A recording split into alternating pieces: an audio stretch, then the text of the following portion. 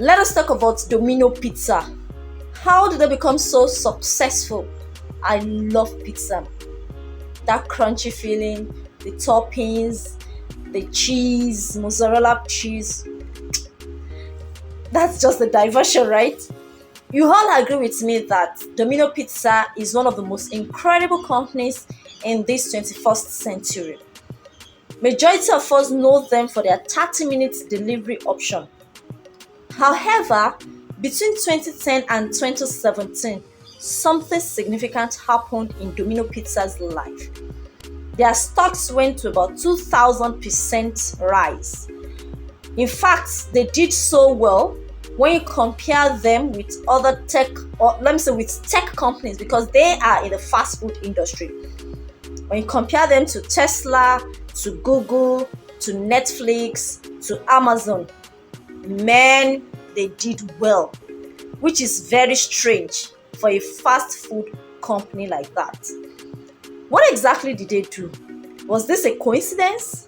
Or let me say an overnight success? No. They were strategic. They made the best calculated move. And that was what gave rise to that result that we saw. And that is what I want to share with you and I, so that we can replicate or improve on their process and become a successful business more than, yeah, I like that word, more than Domino Pizza, right? Let's go back to the history. 2009, Domino Pizza was really going down. In fact, their stocks at that time was about $6 to a naira. The economy was bad. People were just coming out from recession. Domino Pizza was among those that were listed on the public exchange. Their sales were going down. And at that point, the CEO stepped in. That was Patrick Doyle. And he said, why are things falling apart for us? And he discovered the major reason was there were multiple blog posts about them where people were talking about their pizza, how the crust was tasting like cardboard, how the toppings wasn't tasting like the real ketchups. And he said, wait, I own up. I am responsible. I disappointed all of you, my customers. And going forward, I want you people to come to our headquarters to come and have a taste of our pizza. And I want you people to please give us the same review, even better, as in more objective. Don't let me even use better, more objective reviews like the one you did, or more than what you did for us in the multiple blog posts. And people came in, they ate the pizza, and they started pouring out nasty criticism, comments. And Patrick Doyle was dumbfounded. He didn't say anything. He was just listening, absorbing all the details, taking notes, and he swung into action. And this action, if it were to be you and I or a normal business, you could have done, let's say, 4 things. Number 1, hired a good PR. That PR will start talking about how the competitors were trying to run them down. That, all these multiple blog posts that people were writing about them, these negative reviews, were sponsored by their competitors. Or you could start offering them free or discount pizzas so that they can give you good reviews. You could also mask that information. You could overshadow them as if they never existed, or you could even just make few changes, or you could even ignore outrightly. After all, as at 2009, there wasn't this social media full-blown advertising strategy, or let me say publicity rather, as at then. So you could ignore any of those blog posts, but he never did that. He accepted, he owned up, and he called them. And after gaining all the information he needed, he called on all his chief chefs in the Domino's, and he said, look, for the next few months, no holidays, no weekends, all I want you to do is start experimenting with, and I want you to come up with new recipes. And they kept experimenting, they kept doing it, they kept mixing different spices, different crusts. Eventually they got hold of it. Along the line, they also discovered that their supply chain was compromised because they wanted to meet up with that 30 minutes free delivery. So most of their ingredients weren't fresh, they were canned, pre-made, or we reduce our free delivery or 30 minutes delivery services because this was compromising our standard. And that was what he did. Secondly, he did another thing again. He launched a campaign. Oh yes, we did campaign. Oh yes, we did it campaign. And in this campaign, they documented the entire journey from the bad pizza to the good pizza. The third thing they did was, imagine the head chief going to the homes of the most critic, or let me say the harshest comment, and offering them the new recipe, the new brand pizza version. And they were like, wow, this is mind-blowing. You mean you come to my house to give me pizza? The head chief? You're even listening to us. You take our recommendations. You were so objective. You weren't throwing our feedbacks into the garbage. Guess what? All these critics went back to the social media or to the blogs. They started writing about them. They started wearing the campaign dresses. They started making tattoos. Oh yes, we did it. And the feedback was mind-blowing. This company went back to their $1 million annual revenue.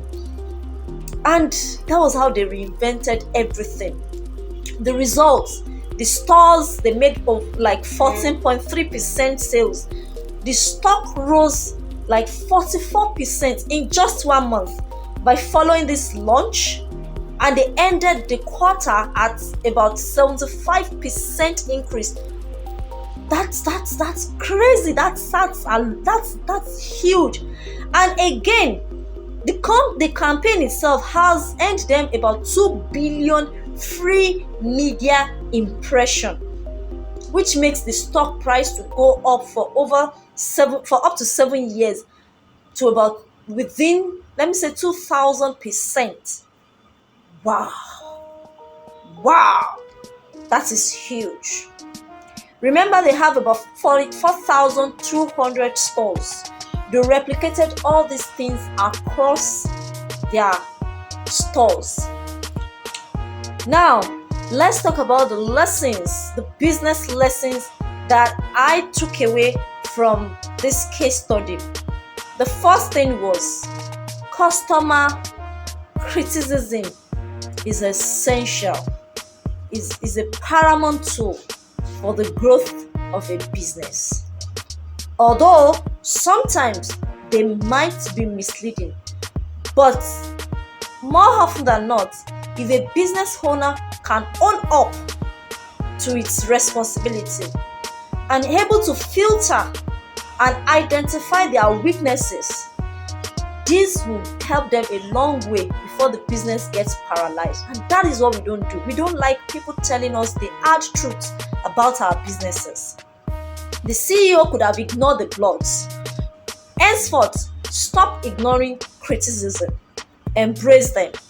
The second thing that they did, which was magnificent, was the costs that you're going to incur when you are rectifying a mistake is far cheaper than when you are trying to package the damage after it has been done. How do I mean? Sometimes it is always too late to correct a damage or to make a U-turn. In this case, the CEO could have looked at the business like, oh, if I'm going to reinvent the wheel, this is like $1 million expenses.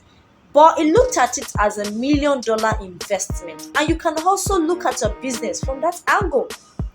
Any reinvention that you do, don't look at it as an expenses. Look at it as an investment.